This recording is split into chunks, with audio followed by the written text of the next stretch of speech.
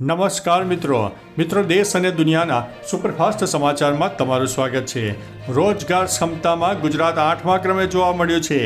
India skill report 2025માં વિદ્યાર્થીઓમાં વૈજ્ઞાનિક અભિગમ સાથે વિવિધ સેક્ટરના ગુજરાતના સ્કિલ ડેવલપમેન્ટનો આંકડો નિરાશાજનક રહ્યો છે।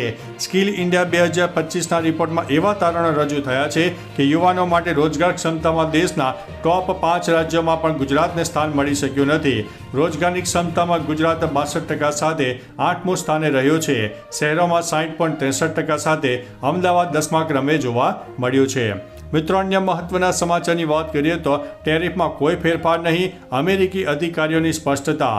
અમેરિકાના પ્રમુખ ડોનાલ્ડ ટ્રમ્પ દ્વારા ભારત સહિત અનેક દેશો પર લાદવામાં આવેલા ટેરિફ દરોમાં કોઈ ફેરફાર નહીં થાય તેમ વ્હાઇટ હાઉસના અધિકારીએ સ્પષ્ટપણે કહ્યું છે। ટ્રમ્પના આર્થિક સલાહકાર કેવિન હેસેટે અને વેપાર સલાહકાર જેમિસન ગ્રીએ જણાવ્યું છે કે આ ટેરિફ દરો લગભગ અંતિમ છે અને બજારની નકારાત્મક પ્રતિક્રિયા છતાં તેમાં વાટાઘાટોનો કોઈ અવકાશ નથી। આ નિર્ણય ભારત સામેના 25% ટેરિફને પણ લાગુ પડશે। મિત્રો, અન્ય મહત્વના સમાચારની વાત કરીએ તો ટ્રમ્પની સુરક્ષામાં મોટી ચૂક। ન્યૂ જર્સીના ટ્રમ્પ નેશનલ ગોલ્ફ ક્લબમાં યુએસ પ્રમુખ ડોનાલ્ડ ટ્રમ્પની સુરક્ષામાં ફરી એકવાર ગંભીર બેદરકારી સામે આવી છે। ગોલ્ફ ક્લબના પ્રતિબંધિત હવાઈ ક્ષેત્રમાં અજાણ્યા વિમાનો જોવા મળ્યા હતા, જે બાદ તેમને રોકવા માટે ફાઇટર પ્લેનને ઉડાડવા પડ્યા। અહેવાલો અનુસાર 48 કલાકની અંદર 5 અજાણ્યા વિમાનો પ્રતિબંધિત વિસ્તારમાં પહોંચી ગયા હતા, જ્યાં ટ્રમ્પ હાજર હતા। આ પહેલાં પણ ટ્રમ્પની સુરક્ષામાં ઘણીવાર બેદરકારી સામે આવી છે। મિત્રો, અન્ય મહત્વના સમાચારની વાત કરીએ તો ઉંમર 24 વર્ષ અને સેલેરી 2200 કરોડ રૂપિયા। માર્ક ઝુકરબર્ગે મેટાને એઆઈની દુનિયામાં ટોપ ઉપર લઈ જવા માટે ભરતી અભિયાન શરૂ કર્યું છે। ત્યારે મેટાએ 24 વર્ષીય એઆઈ સંશોધક મેટ ડાયટકેને 1000 કરોડ રૂપિયાની ઓફર કરી, પરંતુ તેમણે આ ઓફરને નકારી કાઢી। પછી ઝુકરબર્ગ પોતે તેને મળવા ગયા અને તેને $250 મિલિયન એટલે કે લગભગ 2200 કરોડ રૂપિયાની ઓફર કરી છે। ડાયટકે તરત જ ઓફર સ્વીકારી નહીં, પરંતુ તેમના મિત્રો સાથે સલાહ લેવા કહ્યું। આખરે ડાયટકે ઓફર સ્વીકારી લીધી છે। મિત્રો, અન્ય મહત્વના સમાચારની વાત કરીએ તો બધા આતંકવાદીઓ પાકિસ્તાનના હતા। ઓપરેશન મહાદેવ દરમિયાન માર્યા ગયેલા 3 આતંકવાદી પાકિસ્તાની હતા। એટલું જ નહીં, તેઓ આતંકવાદી સંગઠન લશ્કરે તૈયબાના પણ સભ્યો હતા। સુરક્ષા દળોએ પુરાવા એકઠા કર્યા છે, જે સાબિત કરે છે કે આતંકવાદીઓ પાકિસ્તાનના હતા। સમાચાર એજન્સીએ સૂત્રોને ટાંકીને જણાવ્યું છે કે જપ્ત કરાયેલા ચોકલેટ રેપર્સ, આઈડી કાર્ડ અને સેટેલાઇટ ફોન લોગ અને અન્ય પુરાવા પહેલગામ હુમલાખોરોના પાકિસ્તાની હોવાની પુષ્ટિ કરે છે। મિત્રો, અન્ય મહત્વના સમાચારની વાત કરીએ તો ઝારખંડમાં નક્સલીઓનો હુમલો જોવા મળ્યો છે। 3 વિસ્ફોટ જોવા મળ્યા છે। ઝારખંડના ચક્રધરપુર રેલવે ડિવિઝનમાં નક્સલવાદીઓએ એક પછી એક 3 આઈઈડી વિસ્ફોટ કરીને રેલવે ટ્રેકને ઉડાડી દીધો। આ ઘટના રવિવારે બની હતી, જેમાં એક સરકારી કર્મચારીનું મૃત્યુ થયું અને એક ટ્રેકમેન ગંભીર રીતે ઇજાગ્રસ્ત થયો છે। વિસ્ફોટથી રેલવે ટ્રેકને ભારે નુકસાન થયું છે, જેના કારણે માલગાડીઓની અવરજવર બંધ કરી દેવામાં આવી છે। રેલવે વિભાગે આ ઘટનાની તપાસના આદેશ આપ્યા છે। મિત્રો, અન્ય મહત્વના સમાચારની વાત કરીએ તો ડુમ્મસમાં દારૂની મહેફિલ, 2 મહિલા આર્ટિસ્ટ સહિત 6 જણા ઝડપાયા છે। ફરી એક વખત દારૂ પાર્ટી ઝડપાઈ છે।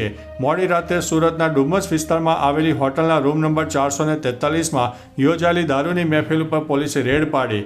પોલીસે રેડ પાડીને 6 યુવક અને યુવતીઓને ઝડપી પાડ્યા છે।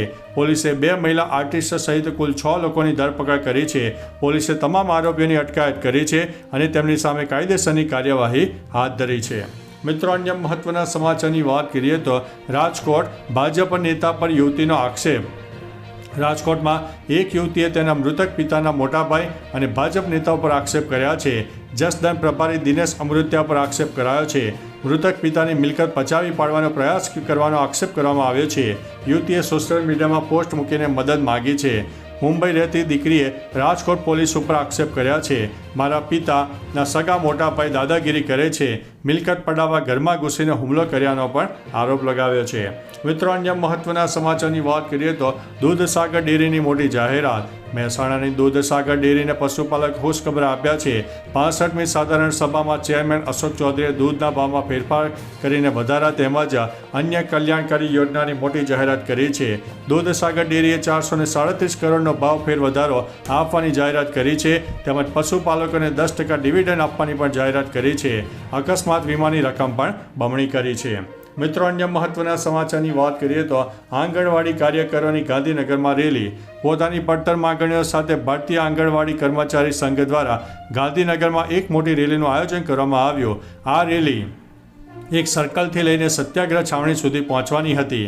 હજારોની સંખ્યામાં આંગણવાડી કાર્યકરો બહેનોએ ભાગ લીધો અને તેમની સુરક્ષા માટે ભારે પોલીસ બંદોબસ્ત ગોઠવવામાં આવ્યો.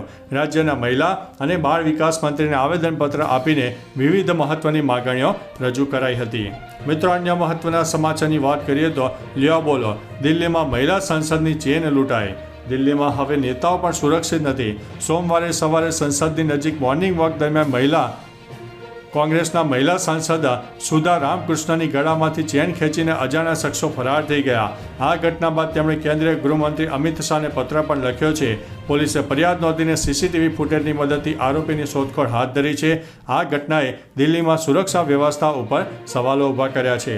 મિત્રો, અન્ય મહત્વના સમાચારની વાત કરીએ તો ટાટ પાસ ઉમેદવારોના ગાંધીનગરમાં ધરણા જોવા મળ્યા છે. ગાંધીનગર ખાતે ટાટ પાસ ઉમેદવારો ધરણા કરી રહ્યા છે. તેઓ 3500થી વધુ ખાલી જગ્યાઓ માટે શિક્ષક ભરતી પ્રક્રિયામાં બીજો રાઉન્ડ તાત્કાલિક જાહેર કરવા માંગ કરી રહ્યા છે. આ ઉમેદવારોની ઉંમર 40 વર્ષની નજીક પહોંચી ગઈ છે અને આ ભરતી માટે તેમના માટે છેલ્લી તક સમાન છે. આ ટાટ પાસ ઉમેદવારોએ જણાવ્યું છે કે જો તેમની માગણીઓ સંતોષવામાં નહીં આવે તો આંદોલન ઉગ્ર બનાવવામાં આવશે. મિત્રો, અન્ય મહત્વના સમાચારની વાત કરીએ તો ફ્લાઇટમાં વંદો નીકળતા અફરાતફરીનો માહોલ. સાન ફ્રાન્સિસ્કોથી મુંબઈ થઈને કોલકાતા જતી એર ઇન્ડિયાની ફ્લાઇટમાં કોકરોચ નીકળ્યા હોવાનો કિસ્સો સામે આવ્યો છે. 2 મુસાફરોએ પોતાની સીટ પાસે કોકરોચ જોવાની મળ્યાની ફરિયાદ નોંધાવી છે. આ પછી કેબિન ક્રૂએ બંનેની સીટ બદલી નાખી. કોકરોચને જોઈને બંને પરેશાન થઈ ગયા. એરલાઇને એક નિવેદનમાં જણાવ્યું છે કે અમારા કેબિન ક્રૂએ બંને મુસાફરોને એક જ કેબિનમાં અન્ય સીટો ઉપર બેસાડ્યા હતા જ્યાં તેઓ મુંબઈ સુધી આરામથી મુસાફરી કરી શકે. તો ચાલો મિત્રો, ફરીથી દેશ અને દુનિયાના સુપરફાસ્ટ સમાચાર લઈને મળતા રહીશું. ત્યાં સુધી અમને રજા આપશો. નમસ્તે.